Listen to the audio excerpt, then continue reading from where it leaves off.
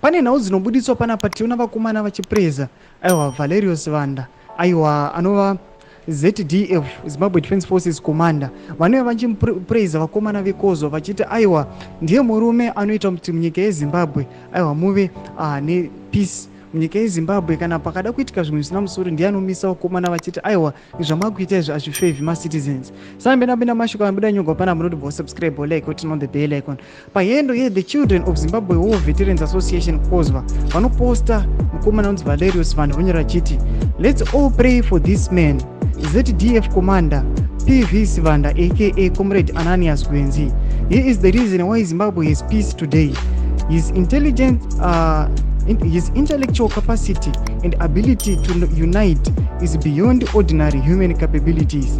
If it wasn't for him, situation could have been worse.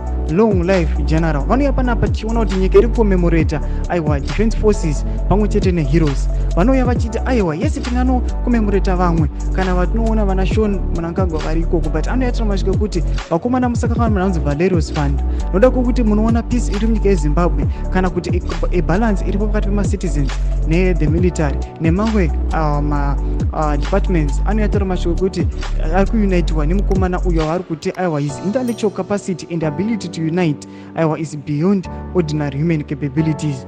Mashoko avari kuuya vachipreza Valerio Sibanda. Votudzai mafungiro enyu munoti kudii pamusoro pemukomana uyu, munoti kudii, munoenderana nazvo here? Pinda mucomment section medu, musakano subscribe like turn on the bell icon.